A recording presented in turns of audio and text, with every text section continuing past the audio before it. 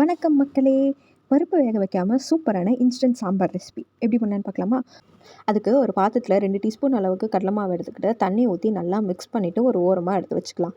இந்த மிக்சர் கொஞ்சம் தண்ணியாக தான் இருக்கணும். அதுக்கப்புறம் ஒரு வானலில் 1 டேபிள் ஸ்பூன் அளவுக்கு எண்ணெய் விட்டு கடுகு, உளுத்தம் பருப்பு, சீரகம் போட்டு நல்லா தாளிச்சதுக்கப்புறமா ஒரே ஒரு மிளகாவை கிள்ளி சேர்த்துக்கிட்டு அது கூடவே சின்ன வெங்காயம் 2 பல் பூண்டு சேர்த்து நல்லா வதக்கி எடுத்துக்கணும்.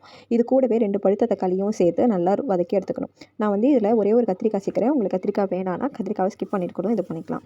ஒரே ஒரு கத்திரிக்காயும் சேர்த்து இது நல்லா வதங்கினதுக்கு அப்புறமா 1/4 டீஸ்பூன் மஞ்சள் தூள், 1 டேபிள் ஸ்பூன் அளவுக்கு மிளகாய் தூள், தேவையான அளவு உப்பையும் சேர்த்துட்டு நல்லா மிக்ஸ் பண்ணி விட்டுட்டு இது கூட கொஞ்சமாக தண்ணி சேர்த்துட்டு அதையும் மிக்ஸ் பண்ணி விட்டுட்டு அதுக்கப்புறமா நம்ம மிக்ஸ் பண்ணி வச்சுருக்கிற கடலை மாவு மிக்சரையும் சேர்த்து நல்லா மிக்ஸ் பண்ணிவிட்டு இந்த ஸ்டேஜில் உங்களுக்கு குழம்பு எந்த அளவுக்கு தண்ணியாக வேணும்னு நினைக்கிறீங்களோ அந்த அளவுக்கு தண்ணி ஊற்றி நல்லா மிக்ஸ் பண்ணி விட்டுட்டு கொஞ்சமாக கட்டி பெருங்காயம் பொரிச்சதை சேர்த்துட்டு மூடி ஒரு 5 நிமிஷம் லோ ஃப்ளேமில் குக் பண்ணி எடுத்தால் சூப்பரான சாம்பார் ரெடி. இறக்கும் போது கருவேப்பிலை கொத்தமல்லியை தாராளமாக போட்டு இறக்குனா செம்ம வாசமாக இருக்கும். இது இட்லி, தோசை, சப்பாத்தி, பூரி, ஒயிட் ரைஸ் கூட சூப்பரான காம்பினேஷனாக இருக்கும். மறக்காமல் எப்படி இருக்குன்னு செஞ்சு பார்த்துட்டு நம்ம கமெண்ட் செக்ஷனில் கமெண்ட் பண்ணுங்கள்.